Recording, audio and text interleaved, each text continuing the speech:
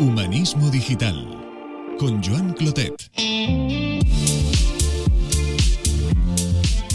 Me gustaría mucho poderte hablar de un proyecto que tengo en mente, y es poder implementar el método que he formalizado con mi tesis doctoral desde una perspectiva de la inteligencia artificial, que ayude a los músicos a ser más eficientes en su estudio, que les guíe a través de qué estrategias pueden implementar en cada momento, que sea como un tutor personalizado, ¿no? Entonces, creo que de nuevo, con esa pregunta que me habías hecho de la inteligencia artificial, pues encontrar una forma en que la inteligencia artificial sea tu mejor amigo y no tu enemigo, ¿no? Que te potencie tu creatividad, tu intelectualidad, realmente que te ayude a ser la mejor versión de ti mismo. En Humanismo Digital conversamos sobre la esencia y el valor de ser humanos en el centro de un presente y un futuro cada vez más digital. Un espacio donde hacernos preguntas, compartir conversación y reflexiones sobre talento, innovación, aprendizaje, futuro del trabajo, creatividad, emociones, ética o el poder de las buenas preguntas. No siempre es posible que cuando somos muy jóvenes tengamos tan claro qué nos apasiona como para dedicarnos decididamente a ello. Mi invitada de hoy es una de esas personas que, contra lo que podría ser más convencional, siguió el camino difícil, el incómodo, el que le ha llevado a ser ella misma. Laura Farré Rozada es pianista concertista, matemática, investigadora y divulgadora. Se graduó en 2 carreras al mismo tiempo, música y matemáticas, y desde entonces no ha dejado de combinar estas disciplinas con su talento y su pasión para deleitar con sus conciertos, iluminar con sus investigaciones e ilustrarnos con su presencia en la radio y medios de comunicación. Laura tiene ya 2 álbumes de música contemporánea en el mercado y trabaja en proyectos para seguir dando voz a compositores singulares que merecen más difusión. La conversación con Laura se centró en conocer su camino, sus motivaciones, el valor de la conexión entre disciplinas, la creatividad y sus proyectos para ayudar a otros músicos a mejorar sus habilidades a través de estrategias matemáticas. Os dejo ya con Laura Farré Rozada. Hola Laura, buenas tardes, ¿qué tal estás? Muy bien, gracias por la invitación. Muy contenta de estar aquí. No, gracias a ti por aceptar tan rápidamente, porque nada, te descubrí hace poquitos días en una magnífica conferencia que diste en Cosmocaixa, de un tema además muy, muy interesante, que es la relación entre la teoría del caos y la música. Y aparte de lo que explicaste o nos explicaste allí, que fue muy interesante, tanto lo que expusiste como el debate posterior, pues me generó mucho interés en decir, oye, esta mujer hay que conocerla un poco mejor. Yo no soy del mundo de la música, pero sí del mundo del talento, y bueno, pues descubrí una persona que tiene pues varias capacidades, que también me conectó especialmente el hecho de que alguien que se conozca temprano en la vida y tome decisiones para especializarse y, como digo yo, ser quien realmente es, pues me conecta especialmente. Así que nada, te lancé la invitación, la aceptaste muy amablemente, y lo mismo, agradecerte este tiempo compartido hoy. Y en este espacio pues arrancamos siempre con la misma pregunta, que viene del interés de saber quién eres, Laura, y es esta: ¿quién eres, Laura? ¿A qué te dedicas ahora mismo? ¿Y qué te ha traído hasta este momento de tu vida? Sí, me tengo que definir. Tenemos la tendencia a definirnos como lo que hacemos profesionalmente, y a mí me gustaría definirme como una persona muy curiosa, que nunca doy por hecho que lo sé todo, sino que siempre he dado por hecho que tengo mucho a aprender, y creo que en toda mi vida siempre he pensado qué más puedo conocer, ¿no? ¿Qué mundo se me está escapando ahora mismo? ¿Qué mundo desconozco, ¿no? ¿Qué conocimiento puedo adquirir? A nivel profesional, yo soy pianista concertista de música clásica y contemporánea, soy matemática, soy investigadora, acabo de terminar mi doctorado hace muy poco, y también soy divulgadora. Y todas estas facetas siempre orbitan alrededor de la música y las matemáticas. Durante toda mi formación siempre he sentido una especial curiosidad por conectar ambos mundos, ¿no? Combiné simultáneamente la carrera de matemáticas en la UPC con la carrera de piano en la SMUC. Y durante todos estos años para mí fue una constante averiguación de cómo podía conectar ambos mundos, ¿no? Porque a nivel institucional pues no estaba reconocido, entonces era algo que yo tenía que buscar por mi cuenta. Entonces, actualmente pues intento también balancear todas mis pasiones, que es tocar en directo. Me encanta poder tener la oportunidad de transmitir al público mi pasión por la música y sobre todo tener la oportunidad de poder acercarles a música que normalmente no se interpreta en los auditorios porque son autores o compositoras pues, que han caído en el olvido o que no, en su día no tuvieron la oportunidad de tener acceso a intérpretes que promocionaran su música, porque al final la música que escuchamos en las salas de concierto pues son compositores que se han establecido a lo largo de los años porque ha habido músicos que han apostado por su música y los han dado a conocer, ¿no? Pero aún todavía hoy tenemos como muchos autores, compositores, compositoras de distintas épocas, no solo de la música contemporánea, pero de muchas épocas distintas, que los tenemos olvidados en un cajón, ¿no? Y a mí me encanta hacer esta investigación, buscar en archivos, buscar grabaciones de los intérpretes de música que es conocida en otros países, pero no en España.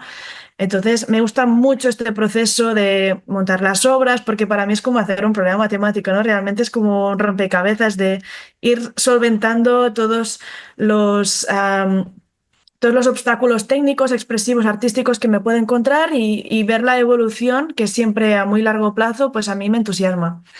Luego me encanta todo lo que sea acercar la gente a las matemáticas, ¿no? Creo que las matemáticas tienen el gran perjuicio de que mucha gente no ha tenido una buena experiencia en el colegio porque se acostumbran a explicar desde la humiliación. Se da por sentado que si no las entiendes porque no se te dan bien o no tienes esa capacidad, cuando en realidad cada uno de nosotros tenemos formas muy distintas de aprender.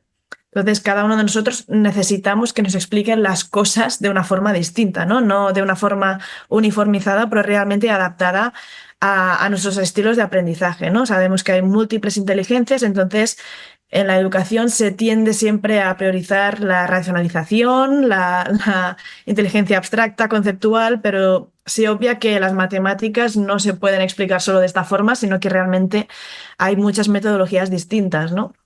Entonces, siempre que hago divulgación, siempre que hago una conferencia sobre música y matemáticas o en mis programas de radiofónicos o cualquier oportunidad realmente que tengo, incluso en mis conciertos, ¿no? Muchas obras que interpreto han sido compuestas a partir de las matemáticas o se pueden explicar a partir de las matemáticas.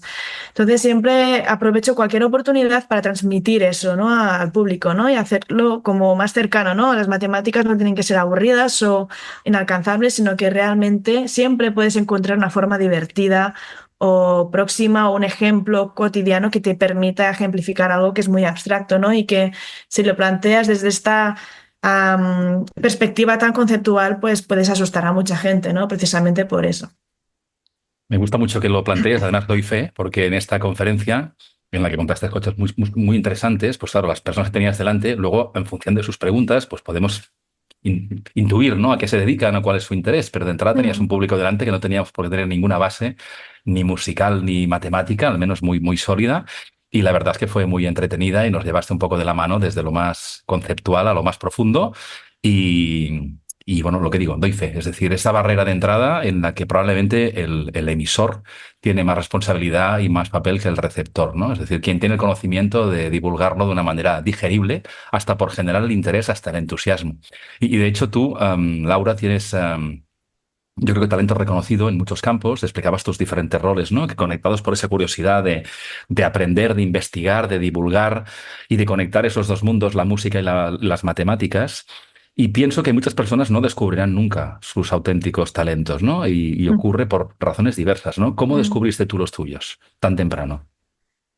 No hay una fórmula matemática para eso. Supongo que siempre he tenido un poco la sensación de que, claro, en la conferencia esta que hice en el Cosmo Kasha, realmente es la teoría del caos, ¿no? La teoría del caos se desarrolló con esta voluntad de averiguar, ¿no? Si el mundo es determinista o es fruto del azar. Y yo muchas veces he tenido la sensación de que como que tengo un poco el destino marcado en el sentido de que a veces no sé, no sigo unas señales, no todos tenemos señales en la vida de esta es la Ujú. decisión correcta, ¿no? Este es tu camino, ¿no? A veces he sido un poco, no sé si traviesa, pero me he aventurado a probar otros campos, ¿no? Y por alguna razón la vida siempre me ha traído a la música y las matemáticas, ¿no? Me acuerdo cuando recién graduada saqué mi primer disco de Frank Reverie y era como el gran reto de darte a conocer como intérprete, ¿no? En la música clásica hay tanta competencia, hay tantos intérpretes buenos tocando el mismo repertorio que para mí era mi principal propuesta era hacer algo completamente distinto, que es presentar música contemporánea, arriesgarme mucho en ese sentido. Y recuerdo que cada vez que escribía algún medio de comunicación para dar a conocer mi proyecto, lo que siempre les destacaba más era que yo también era matemática, ¿no? Ujú. Y esto me ha abierto muchas puertas. Así que cuando me preguntabas cómo he encontrado mi talento, he saltado muchos años adelante, ¿no? Pero fue esta sensación de, vale, esto tiene un interés para la gente, ¿no? Y yo ese es algo que he hecho por mi propio interés, porque era algo que me motivaba y realmente aquí hay un potencial, ¿no? Aquí hay mucho trabajo que hacer para acercar la gente a este campo, ¿no? A este mundo.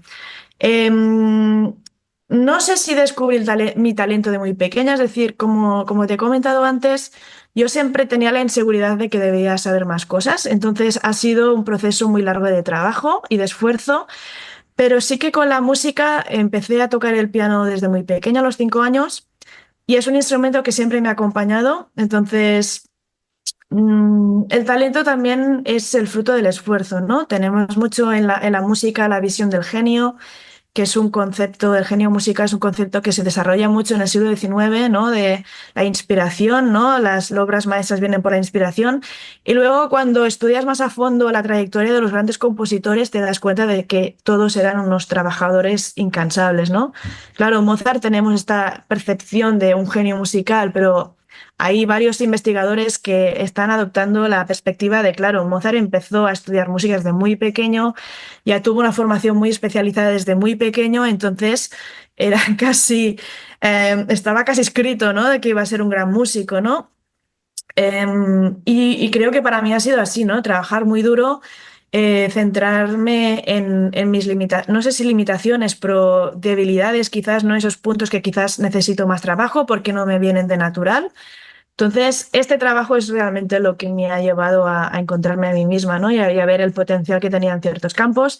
Con las matemáticas vino más tarde, fue porque a final de bachillerato yo tenía que elegir una carrera universitaria, no tenía claro si era lo suficientemente buena para dedicarme profesionalmente a la música, luego ya vi que sí, ¿no? Entre las MOOC y seguí trabajando, entonces este trabajo también llevó a eso. Y fue también por la curiosidad, ¿no? Yo creo que al final te tienes que permitir conocer todos los ámbitos, todos los mundos que te sean posibles y ese conocimiento, esa perspectiva de 360 grados, ¿no? De exponerte a varios campos es lo que al final te permite descubrir cuál es tu talento, creo yo, ¿no? De darte la oportunidad de decidir si aquello te gusta o no. Y al final creo que eres bueno con lo que tienes pasión, ¿no? Con lo que no tienes ningún problema en dedicarle infinitas horas para mejorar. Eh, creo que no sé si te he contestado la pregunta, ¿eh? Absolutamente, no, Yo no, soy muy... totalmente, totalmente, totalmente. Y además Pero creo que sí. sí, que va por ahí para mí, ¿no? Esa sensación de que mi camino estaba allí y yo lo he ido descubriendo con el tiempo.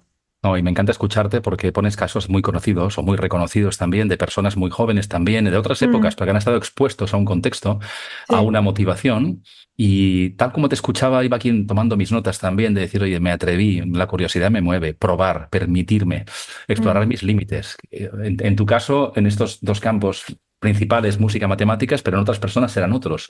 Pero la sí, capacidad realmente de reconocerse, de ser travieso, decías, ¿no? Y explorar, sí. que sientes que has de probar otras cosas, ¿no? De seguir el camino que sientes que deberías probar, ¿no? Eso me Y parece no muy tener miedo interesante. al error. Yo creo que mucha gente se autolimita por el medio de decir, voy a ser bueno en esto o, ¿sabes? O no tener miedo a explorar algo con la sensación de voy a perder tiempo en esto. No, va a ser una inversión, ¿no? Te vas a descubrir a ti mismo y quizás descubras algo que ni te habías planteado.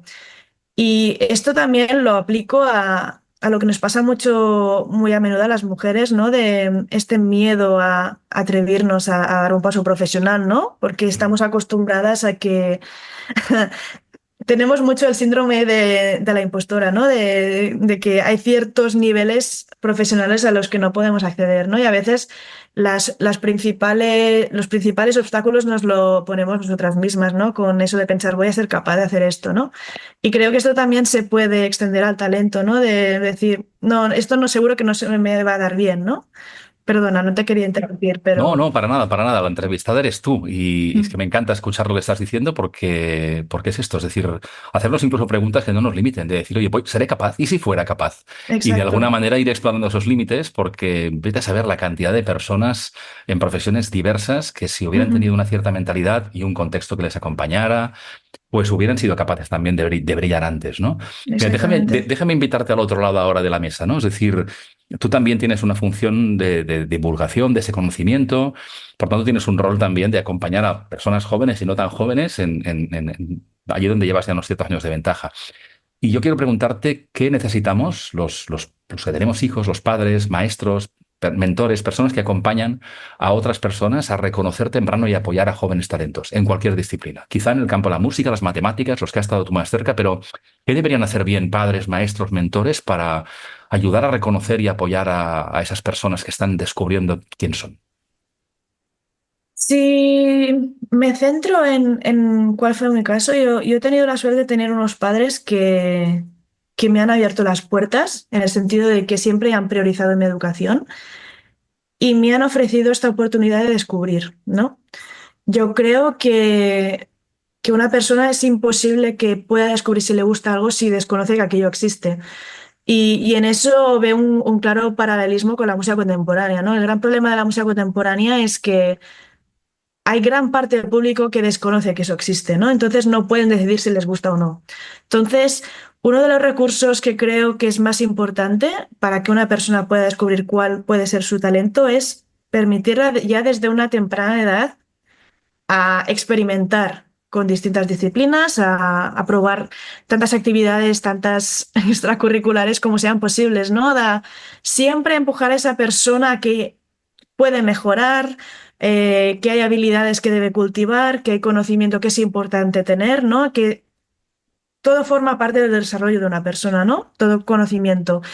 Y luego siempre apoyarla, ¿no? En ser muy respetuoso con las decisiones que esa persona toma y no tener ningún tipo de perjuicio en términos de qué intereses puede tener esa persona, ¿no? Porque cualquier campo siempre le puedes aportar una idea nueva, ¿no? Y siempre falta, pues, gente con ideas nuevas que pueda conectar mundos distintos, como he hecho yo con la música y las matemáticas, pues eso puede pasar en todos los campos, ¿no?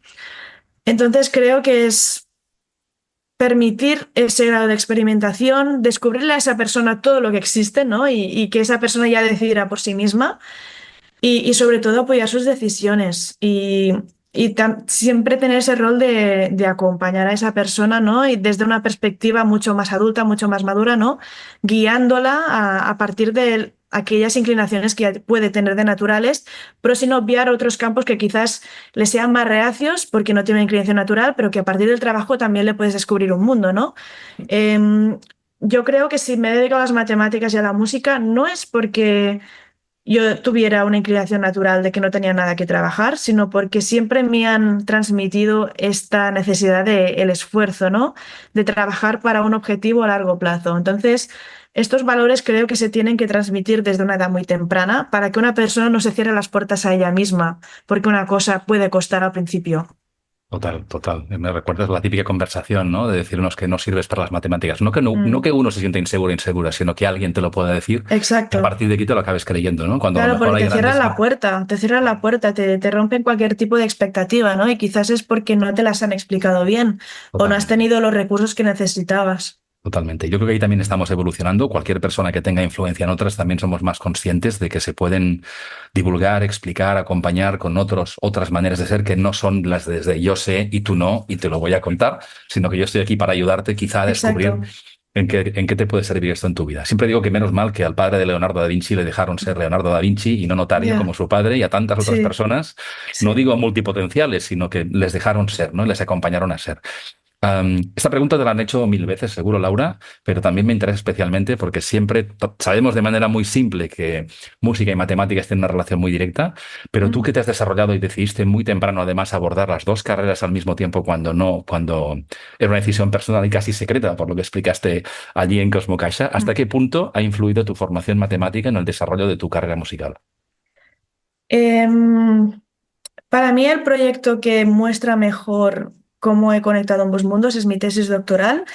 Y lo he conectado música y matemáticas en un campo que no es habitual, que es la interpretación musical. Normalmente música y matemáticas lo encontramos en los ámbitos de la composición. Hay muchos compositores que se han instruido en las matemáticas y que utilizan las matemáticas de forma muy explícita. En el ámbito de la teoría musical, el diseño de los instrumentos musicales, todo lo que tenga que ver con cómo concibimos la música en Occidente, ¿no? Hay siempre una explicación, una justificación matemática detrás, e incluso aspectos que ni tan siquiera podemos decidir, como nuestra percepción auditiva, como cualquier aspecto que tenga que ver con la física del sonido, ¿no? Aquí también hay matemáticas. Yo cuando compaginaba ambas carreras tenía muy poco tiempo libre y además disponía de la mitad de tiempo de mis compañeros para preparar los mismos contenidos. Entonces tenía que ser muy eficiente con mi trabajo personal, ¿no? En el ámbito de la música, yo tenía un determinado número de repertorio de obras que tenía que aprender de memoria y me di cuenta poco a poco, a nivel de ensayo-error conmigo misma, ¿no? De que si aplicaba el mismo razonamiento matemático a una partitura musical, es decir, cuando resolvemos un problema matemático, siempre hay un determinado conjunto de estrategias que utilizamos, ¿no? Para encontrar unos patrones. Algunos son encontrar características comunes que podamos eliminar temporalmente para entender cuál es la información subyacente. Otras son simplificar el problema en problemas más pequeños. Entonces, si podemos resolver los problemas más pequeños, luego lo podemos extender a problema más grande. Generalizar un problema específico o, al contrario, si tenemos un problema muy general, especificarlo con un ejemplo concreto. Todo esto son técnicas que te permiten entender mejor la naturaleza del problema. Entonces, cuando dedicas un tiempo específico a entender la naturaleza del problema, ya estás en parte resolviendo aquel problema, porque ya tienes todo un razonamiento, ¿no?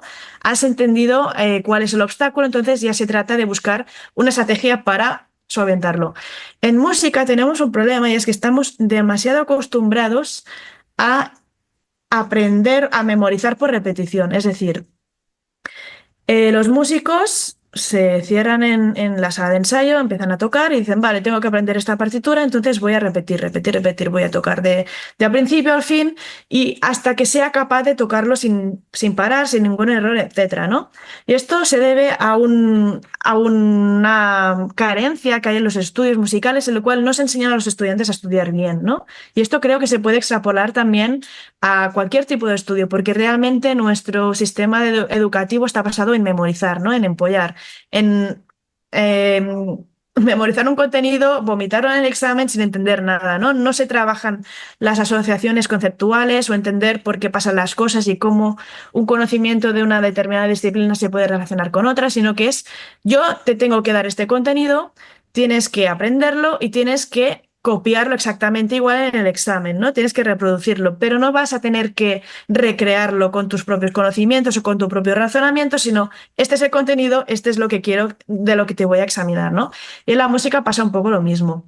Y esto es fruto de pánico escénico, es fruto de lesiones, porque cuando estás mecanizando un conocimiento sin pasarlo por el filtro de entenderlo, entonces significa que para sistematizarlo tienes que invertir mucho tiempo en interiorizarlo, ¿no? Como cuando te explico un concepto y te lo explico de una forma clara, si lo entiendes lo vas a recordar, no hace falta memorizarlo, no hace falta empollarlo, ¿no? Entonces yo me di cuenta que a partir de las matemáticas podía simplificar la complejidad de la partitura. Simplificar la complejidad de la partitura me permitía entender mucho más lo que estaba pasando en la música. Y en música tonal, es decir, música escrita hasta finales del siglo XIX, Es relativamente fácil entender lo que está pasando porque tenemos acordes concretos, ¿no? Tenemos armonía, tenemos escalas musicales que llevamos todo nuestro aprendizaje practicando, entonces las podemos reconocer en la partitura, podemos hacer un análisis armónico de lo que está pasando, entonces entendemos el lenguaje, ¿no? Entendemos en qué lenguaje el compositor nos está hablando. En la música contemporánea esto es mucho más difícil porque cada compositor ha desarrollado su propio lenguaje, entonces es como si de golpe te estuvieran hablando en chino mandarín, ¿no? No tiene nada que ver. Entonces, las matemáticas me permitieron ser más eficiente con esta música más estándar, con lo cual yo podía aprenderla mucho más rápido porque entendía los patrones que había detrás, podía ser mucho más eficiente en mi estudio. Y con la música contemporánea, que es con la que me he terminado especializando, me permitía entender el lenguaje del compositor, entender el vocabulario y a partir de aquí poder construir. Entonces, con mi tesis doctoral lo que hice fue formalizar este tipo de estrategias que yo utilizaba por mi cuenta y de una forma intuitiva a partir de mi formación matemática. Lo formalicé en un método que te permite escalonar el proceso de aprendizaje, memorización y análisis de la música a partir de las matemáticas y la ingeniería informática. Y esta es la conexión que yo he encontrado, digamos, es algo que no he encontrado que nadie más haga. Pero sí que es verdad que música y matemáticas se pueden conectar de una infinidad de formas. Tenemos todo lo que es el aspecto fundamental, por qué la música suena como suena, por qué tenemos los instrumentos musicales que tenemos, por qué las salas de conciertos las estamos diseñando de esta forma, qué fenómenos acústicos condicionan que una sala de concierto tenga esta forma y no otra, ¿no? Todo esto es la parte más física, ¿no? Como las ondas sonoras, todo esto es el aspecto más fundamental de la música. Luego hay todo el aspecto de la cognición, ¿no? Nosotros no nos damos cuenta, pero cada vez que escuchamos cualquier tipo de sonido, estamos haciendo cálculos matemáticos, porque estamos analizando, ¿es una persona humana? ¿Es un ruido de un objeto? ¿La persona que me está hablando la conozco? ¿No la conozco? ¿Es mi madre? ¿Es mi padre? ¿No? El tono de voz, la altura, etcétera. Si estamos escuchando una melodía, ¿esta melodía es ascendiente, es descendiente? ¿Qué instrumento la está tocando? ¿No? Todo eso que tiene su justificación matemática, son cálculos que nosotros constantemente estamos haciendo, ¿no? Y luego hay la parte más creativa, hay el aspecto de cómo podemos utilizar las matemáticas en la música, ¿no? Y realmente hay dos formas muy claras. Una es la implícita, es decir, hay muchos compositores que utilizan las matemáticas y no lo saben, no son conscientes, pero las matemáticas aparecen. Y aparecen porque, por ejemplo, el ritmo sigue un árbol binario, es decir, las proporciones rítmicas en Occidente siempre se bifurcan en dos, es decir, tenemos una longitud muy larga que la podemos bifurcar en dos, tenemos un ritmo la mitad, ¿no? Y siempre va por mitades, esto es una proporción matemática clarísima. Luego, a nivel de simetría, los humanos siempre buscamos el balance, ¿no? Y en música el balance es a veces que las voces se muevan en movimientos contrarios para que acústicamente, armónicamente tengan sentido, ¿no? Que sea agradable para nuestro oído. Obviamente, también buscamos la proporción, de aquí también la proporción áurea, pero también hay compositores que utilizan las matemáticas de forma consciente, ¿no? Y eso lo encontramos desde el Renacimiento. Tenemos compositores como Guillaume de Machaut, que le gustaban particularmente los palíndromos, es decir, frases musicales que se puedan leer por ambos sentidos, decía lo mismo, ¿no? Y entonces tiene cánones en los cuales cada voz se está complementando, jugando con esta simetría. Tenemos toda la orfebrería de Johann Sebastian Bach en su música, en el cual está constantemente reciclando el material, utiliza un tema y luego lo va desarrollando de formas distintas. Entonces, todo eso obviamente pues da juego a muchos patrones matemáticos que van apareciendo. Él era particularmente asiduo también a jugar con este tipo de formas geométricas, como la cinta de Mobius, ¿no? Esta forma que aparentemente parece que tenga dos caras, pero tiene una sola. Entonces, Johann Sebastian Bach ya incluía este tipo de formas geométricas en su música. Tenemos muchos compositores utilizando la proporción áurea, es decir, queremos que una obra determinada consiga el clímax en un momento justo para que tenga un efecto determinado. Entonces, todos estos recursos también son muy recurrentes. la implementación de los números de Fibonacci, ¿no? Para recrear una especie de proporción también casi natural, ¿no? El número de Fibonacci lo encontramos en la naturaleza y hay muchos compositores como Béla Bartók que consideran, ¿por qué no lo voy a incorporar en mis composiciones para crear también este tipo de proporción, ¿no? Entonces, y podría hablar muchas horas, ¿eh? Como ves, pero quiero decir que hay muchas formas de encontrar las matemáticas en la música. Muchas vienen dadas por la propia naturaleza del sonido, otras vienen dadas por el tipo de constructos que los humanos hemos ideado para alcanzar este nivel de balance, ¿no? Este nivel de proporción que nos transmite calma, ¿no? Nos transmite consonancia, placer. Y luego hay también la voluntad de experimentar, ¿no? A veces utilizar las matemáticas en la música produce un resultado increíblemente bueno y a veces increíblemente malo, ¿no? Y aquí también hay la responsabilidad del compositor de qué decisiones creativas ha tomado en el proceso creativo, ¿no? Cuando veo compositores que utilizan las matemáticas o la informática como un fin y no como un medio, yo creo que están perdidos en el sentido de las matemáticas al final te tienen que permitir superar eh, determinadas limitaciones técnicas que puedes tener, ¿no? Pero no son la finalidad. Tú lo que quieres es hacer una obra que pueda conmover, ¿no? Que pueda transmitir un determinado concepto. Entonces, yo diría que estas tres causas principales y lo que yo estoy planteando con mi tesis doctoral, que es de qué forma podemos implementar las matemáticas en la interpretación, ¿no? De qué forma podemos conceptualizar la música a partir de conceptos abstractos y que al final repercuten en la calidad de las interpretaciones que estamos ofreciendo a nuestro público, ¿no? De nuevo, un problema que tiene la música contemporánea es que normalmente se interpreta con la partitura y al final interpretar una obra musical con la partitura en directo es como si un actor en una obra de teatro te está leyendo el guión de su papel en lugar de personificarlo, ¿no? Y no digo que no se pueda hacer, realmente tú puedes leer un guión de una forma muy dramática, muy expresiva, etcétera, pero el público está viendo una interferencia, ¿no? Está viendo de que ya no es el personaje, es un actor recitando un personaje. Con la música pasa un poco lo mismo, ¿no? Si hay un intérprete que no es capaz de poder tocar una partitura de memoria, no estoy diciendo que no se puede hacer buena música con partitura, no estoy diciendo eso, pero sí que es muy probable que ese intérprete no la comprende del todo, ¿no? Porque al final, como he dicho al principio, memorizar no es empollar, memorizar es entender y tener la capacidad de recrear, ¿no? Y esto es lo que intento hacer siempre en mis conciertos, el proceso de memorización para mí es no lucir de que tengo una gran memoria y que el público quede impresionado por todo este repertorio que toque de memoria, sino yo he hecho un proceso de internalización muy profundo porque en el momento en que tienes que reproducir de memoria una obra en directo en una situación de estrés, de mucha tensión, necesitas realmente tener unos fundamentos muy sólidos para poder recrear esa información. Entonces, todo este proceso que he realizado de internalizar la música, lo que me permite es poder conectar mucho más con el mensaje que hay detrás de esa música y poder transmitirlo mejor, ¿no? Entonces, el método lo que realmente hace es ayudarte a encontrar cuál es esa información esencial a partir de la cual puedes recrear el resto de la obra.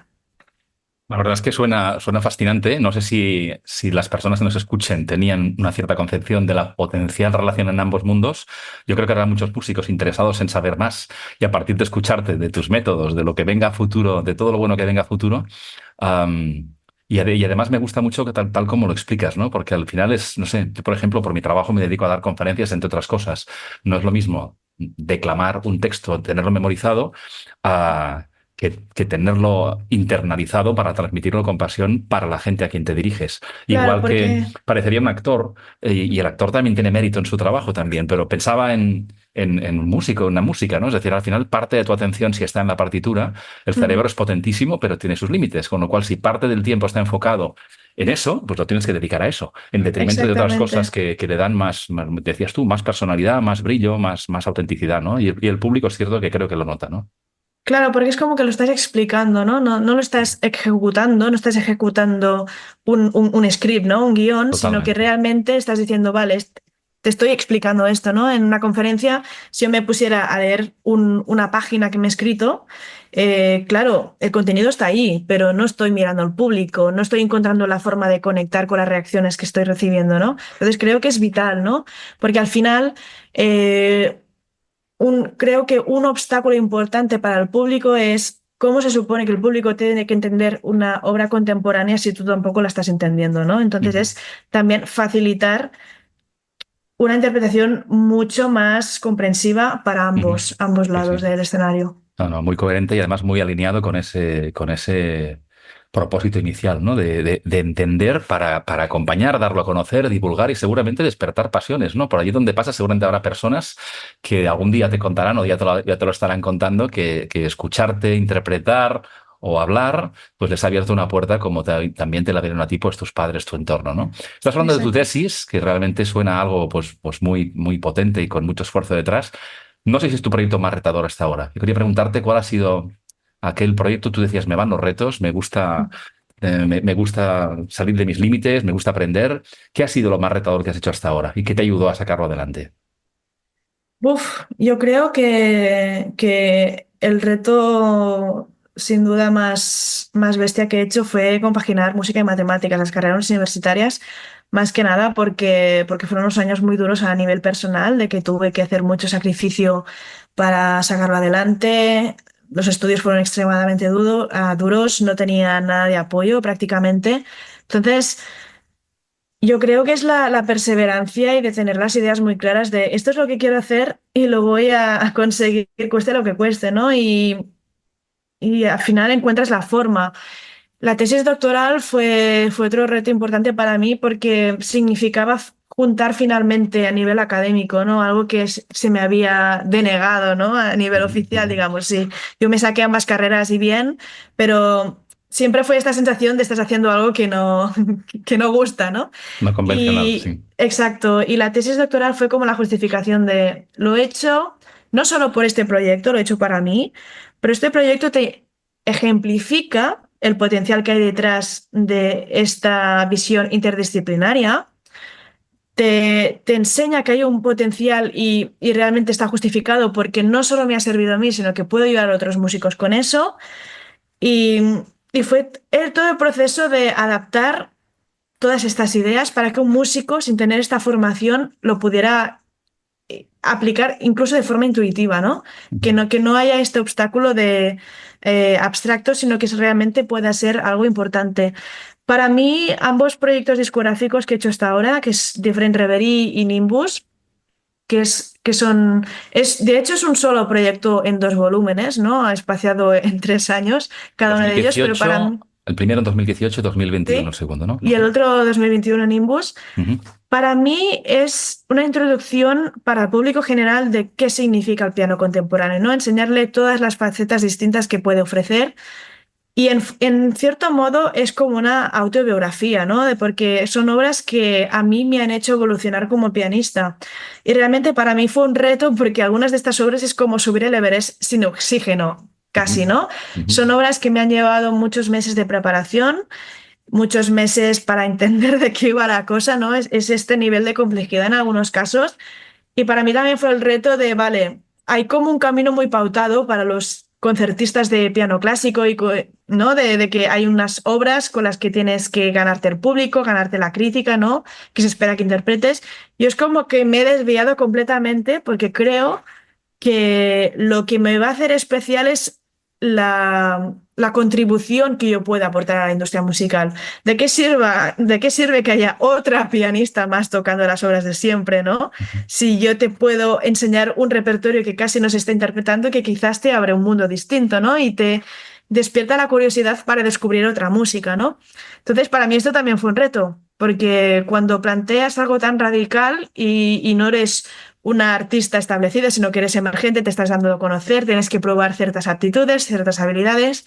Es un reto que la gente te abra la puerta, ¿no? Entonces también fue el reto de cómo me presento al mundo, cómo explico mi historia, cómo me gano la confianza de la gente para que vengan a los conciertos, ¿no? ¿Cómo los motivo, ¿no? A estar tan motivados como yo. Tuve una profesora en Londres cuando hice un máster al Royal College of Music que nos estaba preparando para redactar nuestras propuestas para el doctorado y siempre nos decía, tú tienes que ser totalmente apasionada por los proyectos que haces, por tu investigación, porque esto es lo que te va a permitir sacarlo adelante, ¿no? Cuando te encuentres muchos obstáculos, pero siempre tienes que tener en cuenta cómo le puedes dar la vuelta y hacerlo importante para los otros, ¿no?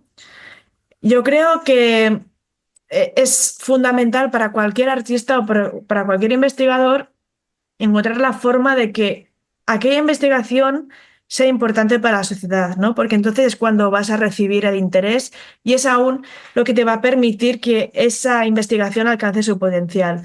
Y para mí siempre ha sido muy importante de qué forma puedo transmitir todo este conocimiento, esta pasión a otras personas para hacerlo importante, ¿no?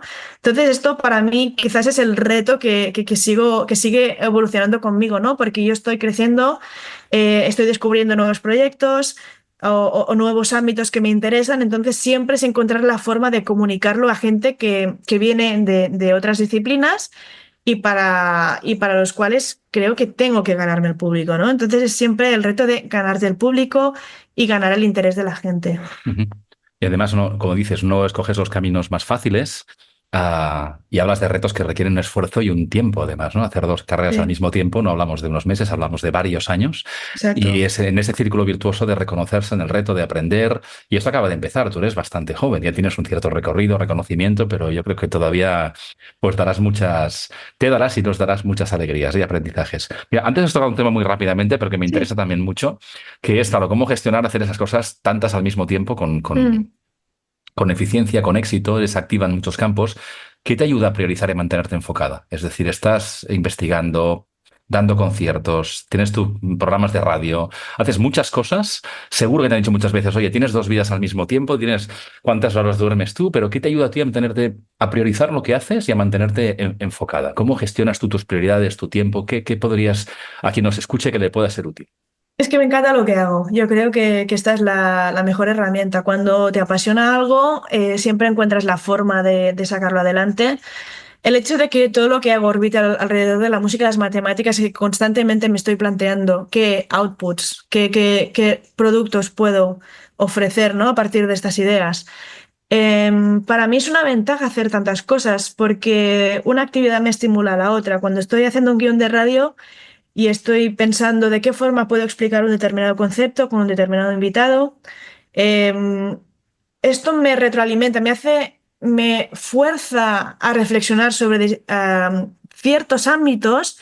Luego esto repercute en el tipo de repertorio que interpreto o en tomar decisiones. Entonces, sí que es verdad que hago muchas cosas, pero al ser la misma persona y estar constantemente retroalimentándome, me da nuevas ideas, ¿no? Y esto hace que no me estanque.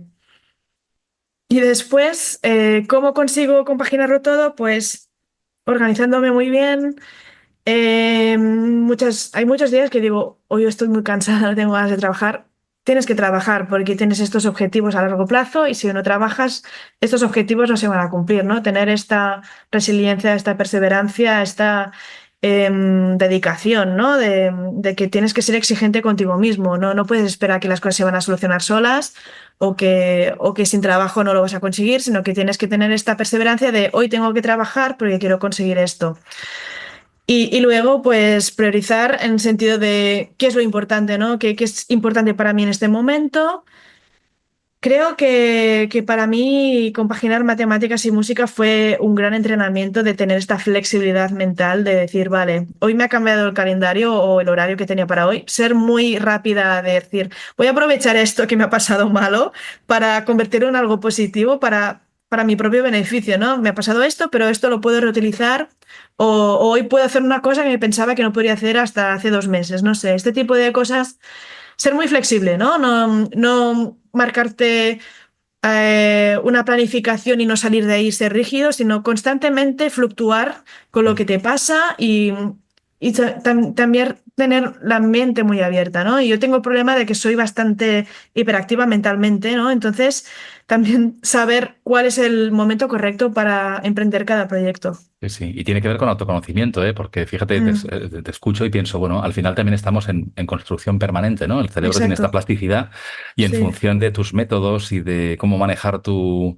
energías también, pues estás preparándote para lo que pasará mañana, ¿no? Y lo fácil aquí también es irse a lo cómodo o rendirse. Y también ese motor que dices tú, ¿no? La ilusión, algo que cada vez estás más convencida que para lo que sirves, para lo que tienes talento y además puedes aportar al mundo. Y eso es genial y no suele descubrir mucha gente en toda su vida y algunas ni siquiera se paran a pensarlo Mm, en muchos momentos, ¿no?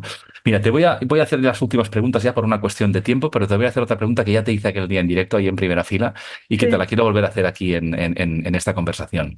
Surgió el tema de la omnipresente inteligencia artificial, en relación a si es cada vez más capaz de acabar incluso sinfonías. Entonces, mi pregunta es, ¿cómo ves tú el futuro de la creatividad con una inteligencia artificial tan protagonista?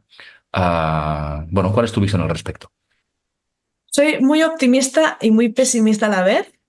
Optimista porque creo que la inteligencia artificial aporta un sinfín de herramientas que al final, si se utilizan bien, pues pueden potenciar aún más la creatividad humana. Es decir, de la misma forma que utilizamos ordenadores o móviles o cierta tecnología que nos hace la vida más fácil y nos permite crear más rápido, ¿no? O erradicar obstáculos que te sacarían mucho tiempo, ¿no? Te permite automatizar ciertas cosas que no son esenciales para el proceso creativo, pero que son necesarias hacer para poder desarrollar ese proceso creativo. Creo que con la inteligencia artificial puede pasar un poco lo mismo, ¿no? Es como una forma de agilizar ciertos procesos que te pueden inspirar, ¿no? Que te pueden aportar ideas que quizás no te hubieras planteado sin esta herramienta. Entonces, en ese sentido, creo que es muy positivo. ¿Por qué soy pesimista? Porque la humanidad tiene cierta tendencia a tropezar con la misma piedra, ¿no? Y parece ser que siempre que surge una nueva tecnología, siempre encontramos la forma más negativa de aplicarla, ¿no? Por ejemplo, con el chat GPT puede ser una gran herramienta creativa, ¿no? De si tienes que hacer, no sé, un trabajo, darte ideas, ¿no? O proporcionarte una estructura sobre la cual tú puedes crear, pero no, la aplicación que la gente ve es, pues así no tengo que hacer yo el examen o así no tengo que escribir yo el texto, ¿no?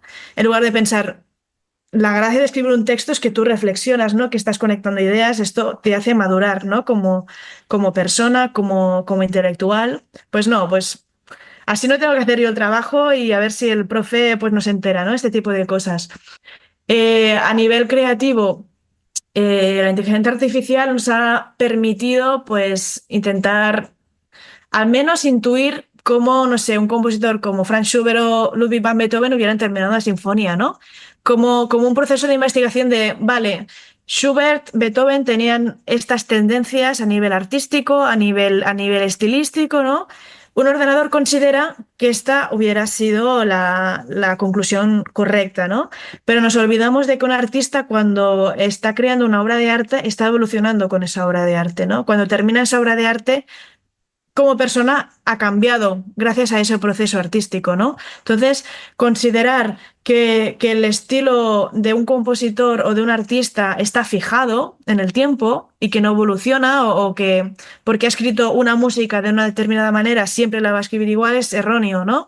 Porque la gracia de cualquier artista es que puedes analizar distintas etapas. Eso quiere decir que esa persona, a partir de vivencias personales o vivencias artísticas, pues ha ido creando obras de arte de forma distinta, ¿no? Entonces creo que esto la inteligencia artificial no lo está contemplando. Pero una cosa que me preocupa mucho más es que se crea que se puede sustituir la creatividad humana con la inteligencia artificial, ¿no? Y al final creo que tenemos que encontrar un balance en el cual ciertas habilidades que quizás los humanos no somos tan buenos las puedan suplir la inteligencia artificial. La inteligencia artificial es muy buena procesando datos, muchos datos, entender rápido un concepto, pero es incapaz de saber qué se siente cuando, no sé, llegas tarde y pierdes el autobús y está lloviendo, ¿no? Esta frustración, por ejemplo, ¿no? Y que quizás después llegas a casa y escribes un texto y acaba siendo tu obra maestra porque has plasmado de una forma muy realista ciertos sentimientos y luego te dan el Pulitzer por ello. No sé si me explico, ¿no? Creo que los humanos somos capaces de crear contenido nuevo porque experimentamos cosas, ¿no? Y somos capaces de conectar ideas que aparentemente no tienen ninguna conexión y que quizás un ordenador no es capaz de conectar, ¿no? Entonces, los ordenadores siempre serán mejores que nosotros en procesar datos porque no cometen errores, porque no necesitan vacaciones, etcétera. Nosotros siempre creo que vamos a ser mejores en conectar ideas que aparentemente no tienen ninguna conexión, ¿no? O en establecer conexiones interdisciplinares, quizás, ¿no? Entonces creo que hay que mezclar lo mejor de ambos mundos. Eso de vamos a erradicar completamente ciertos puestos de trabajo porque ahora un ordenador lo puede hacer. Sí, un ordenador lo puede hacer, pues siempre va a tener que haber una supervisión humana, ¿no? Porque al final los ordenadores se rigen según algoritmos que han sido diseñados por personas. Estos algoritmos tienen ciertas tendencias, ¿no? A veces éticas, a veces eh, realmente sesgos, ¿no? En la forma en que están tratando los datos, ¿no? Y tienen que estar constantemente revisados, ¿no? Entonces, creo que tiene que ser una comunión de ambos. Yo coincido contigo y además, no sé, iremos viendo qué es lo que va ocurriendo. Mm, Seguramente, no sé, yo pienso que a lo mejor escuchar una obra, una sinfonía inacabada por una IA, a mí intelectualmente me puede incluso admirar, pero emocionar solo me emociona una persona, y conmover solo me conmueve una persona, ¿no? Y mm. creo que ahí también está parte, qué parte decidimos delegar en qué parte del corazón y del cerebro pues se ponen en marcha cuando creamos o escuchamos música o cualquier otro tipo de profesión. Mira, Laura, ya por ir cerrando, te pediría de forma breve, porque seguramente de cada pregunta que te hago te podría dar para un podcast y además me duele restringirte el tiempo porque me interesa muchísimo todo lo que estás compartiendo. Pero quería preguntarte por qué proyectos te ilusionan pensando ya en este 2025 que tenemos a la vuelta de la esquina, ya casi estrenando.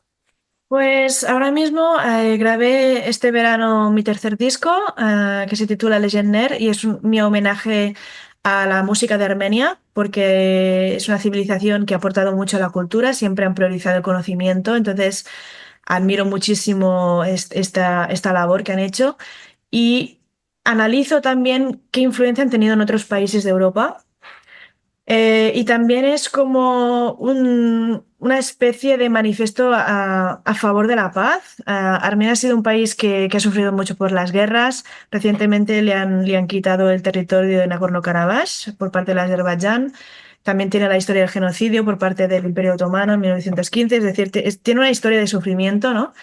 Pero aún así ellos siempre han tenido esta actitud de ¿qué puedo aprender de mi enemigo? ¿No? Les han invadido todas las civilizaciones que ha habido y ellos siempre se han dedicado a traducir las obras principales de sus escritores, científicas, etcétera. Entonces han albergado una gran cantidad de conocimiento, ¿no?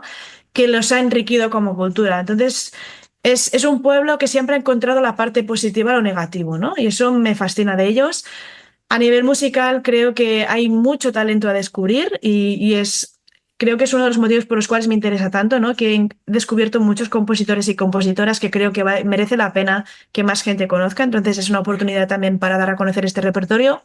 Y también hago un pequeño homenaje a Ucrania, porque he incluido compositores rusos y también ucranianos. Y es una idea de transmitir este concepto de los grandes imperios y los países pequeños pueden convivir perfectamente, ¿no? Todos tienen mucho que aportar a nivel cultural y entonces es una cuestión de respetarse, ¿no? Y mostrar, ¿no? Que todos pueden aprender unos de los otros, ¿no? Entonces empiezo a partir del ejemplo de Armenia, pero creo que se puede extrapolar a casos mucho más recientes. Pues suena maravilloso y además está muy conectado con esa vocación tuya de, digamos, dar a conocer, revisitar, volver a poner en primera línea pues, a personas maravillosas, fascinantes, han hecho cosas con mucho talento y Mm. que a lo mejor no tienen la visibilidad o el mérito. Y además conectado con un propósito que va más allá bueno, en favor, digamos, del progreso, del bienestar global. Mira, Laura, estas conversaciones siempre empiezan y terminan con la misma pregunta. De por medio Vale. pueden pasar diferentes cosas, pero la primera y la última siempre son iguales. Y la última es de qué podríamos hablar tú y yo, tú una música, matemática, una profesional en esos campos, y yo que soy un profesional del talento en digital, por decirlo así en corto, ¿de qué podríamos hablar tú y yo en 5 años? Me gustaría mucho poderte hablar de un proyecto que tengo en mente y es poder implementar el método que he formalizado con mi tesis doctoral desde una perspectiva de la inteligencia artificial que ayude a los músicos a ser más eficientes en su estudio, que les guíe a través de qué estrategias pueden implementar en cada momento, que sea como un tutor personalizado, ¿no? Entonces, creo que de nuevo, con esa pregunta que me habías hecho de la inteligencia artificial, pues encontrar una forma en que la inteligencia artificial sea tu mejor amigo y no tu enemigo, ¿no? Que te potencie tu creatividad, tu intelectualidad, realmente que te ayude a ser la mejor versión de ti mismo.